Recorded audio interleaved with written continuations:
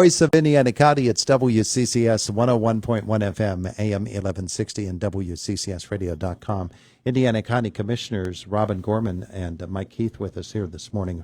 Shireen Hess could not join us, and so we'll talk with 2 out of the 3 today. Our conversation brought to you by Marcus & Mack, voted best personal injury law firm in the Best of Indiana County contest.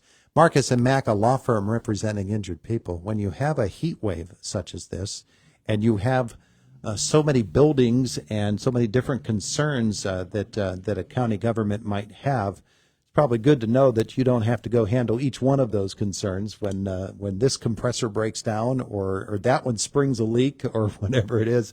With all of those buildings, you need good folks to make sure that things keep up and running, don't you? Actually, we do, and it was actually ironic you should say that because last night I was at a meeting at the emergency management when I get this text message on my phone. We got a problem at the courthouse, and here it was. Had to do with a water leak, and right above Commissioner Gorman's office, right down through the lights. I can't believe this. So after leaving the meeting last night at 9 o'clock, I come over here and looked at it, and I saw everything's tore up. But again, they're first thing this morning, they're on it. Yeah. Well, the interesting thing about that is if it's after hours, who's around to actually find that leak? Right. Until you come in the next morning. Right. Yeah. So. And thankfully, it had been leaking for some time until it seeped through that we could see, but it was a slow leak and that we could actually find it as quickly before more damage was done. Yeah. You know what I think about with this weather and with air and all of that is out at the prison.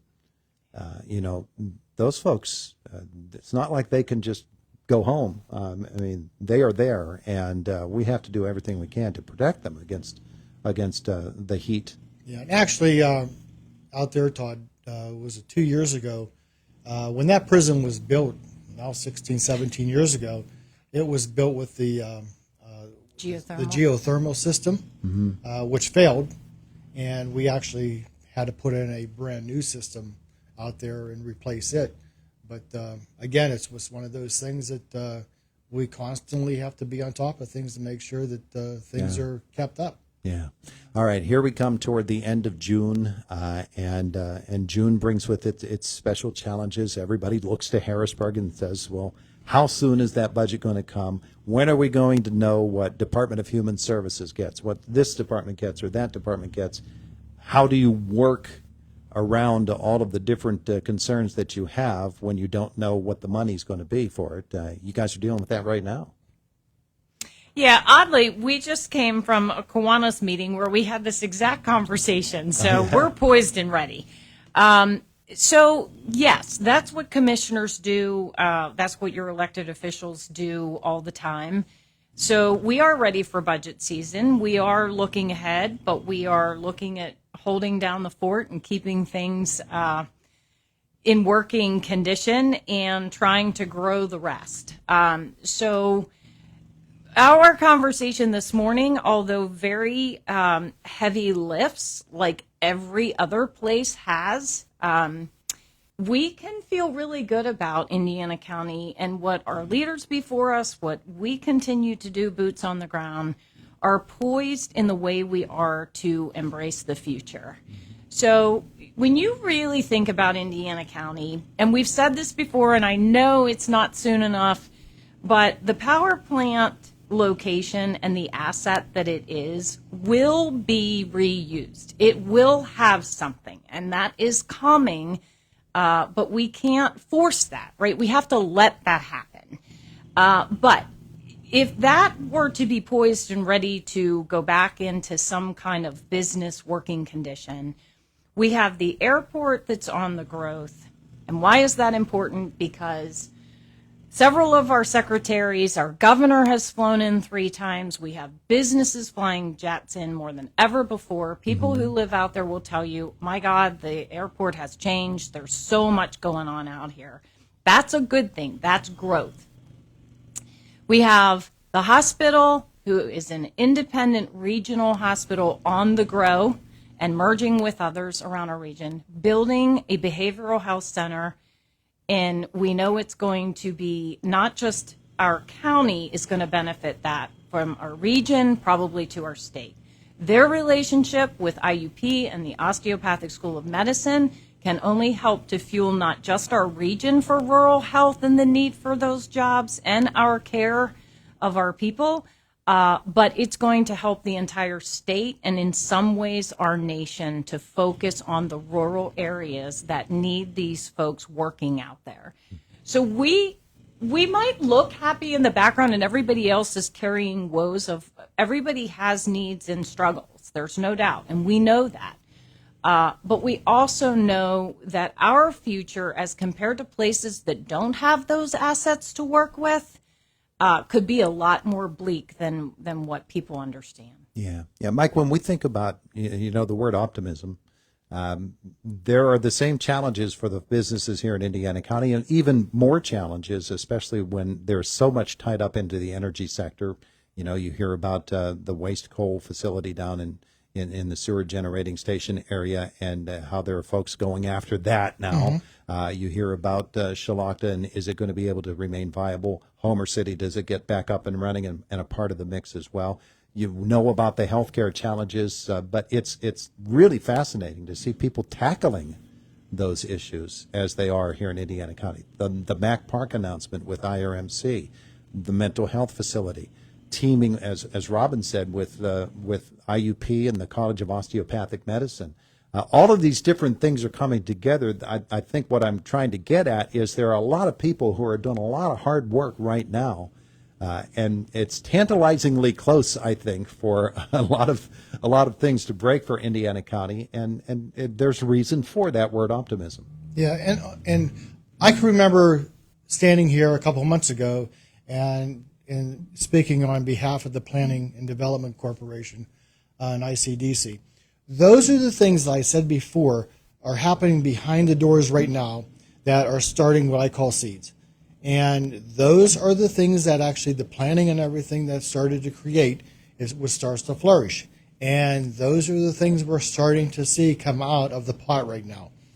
For instance, and again, speaking on the airport, a couple of weeks ago, I was taking a trip over to the jail to do business over there. Whenever I see this unusual aircraft sitting on the tarmac, that caught my eye.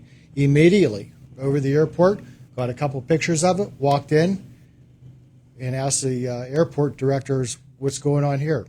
Again, these people are coming in, and whenever they came in, the announcement was, the gentleman is here to do business, and that's all we knew.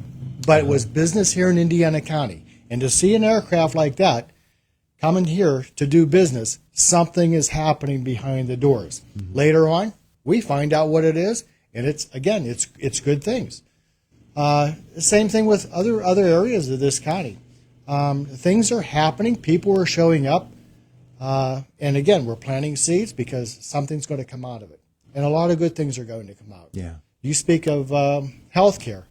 The last month, we're coming into a budget here very shortly, and that's one of the things that just scares the life out of me is because I'm looking at some of these premiums that these businesses and other counties are actually being given as far as hikes, and I'm like, how do you deal with this? And thankfully, we've been proactive the last 3 years in going in a different direction with our health care, which again, we try to plan for the future, and hopefully it all pans out.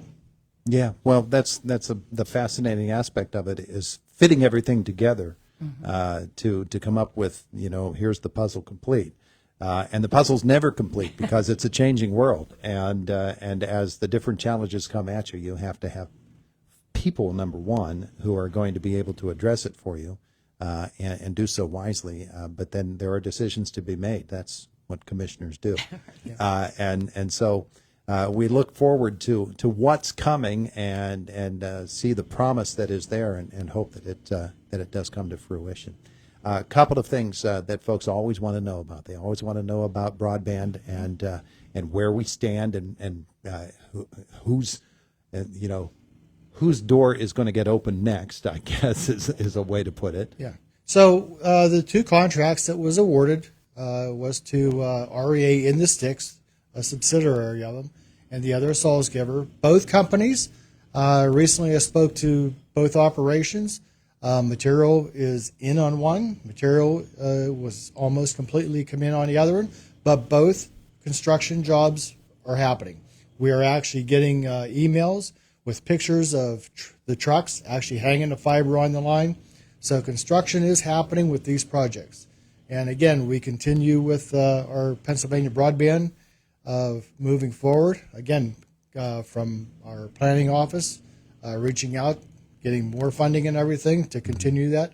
Again, it's first and foremost on our front, and we're going to continue it till we get this whole county under some fiber and get broadband to homes. Yeah, and that's really exciting news, because that's what fuels, that sort of infrastructure work. That's what fuels the business and industry that we're speaking of, and attracts them to this area. You need that kind of incentive for them to come here, to know that when they get here, they're going to have the wherewithal to actually do business. You got it. And that is what is so important, Todd, about people before us. So whether it was a set of commissioners or whether our representative and our senator, but how everybody works together to keep the pedal to the metal, right? You can't, even in hard times, you can't, in these positions, stop thinking about your future, right? How do you build it? How do you get out of it? How do you crawl back and be ready to embrace the next thing when it comes? Mm-hmm. And that's why when you think about, yes, broadband, we've said we're committed, all of us, as one large team in this county, because our people have said to us, we need that infrastructure asset to have a competitive quality life, whether it's my child going to school and being able to do their work or somebody working from their house. So we need that infrastructure component along with all the rest. And that's why this morning, think about a county who doesn't have these amazing assets. Think about, we have a major university on the grow. We have an independent regional hospital. We have a airport. We have the dollars being put to broadband and so many other things. But what if we didn't?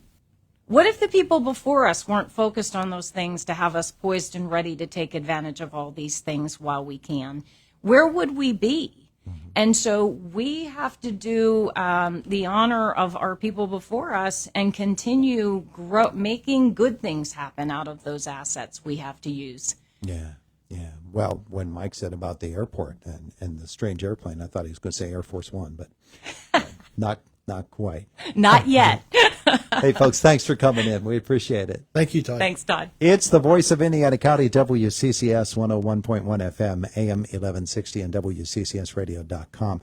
We're about 2 minutes away from the top of the hour. Fox News comes your way then, and then it's a visit from Josh in the WCCS newsroom. We're going to talk Burrell Township and the Arc of Indiana County in our next hour.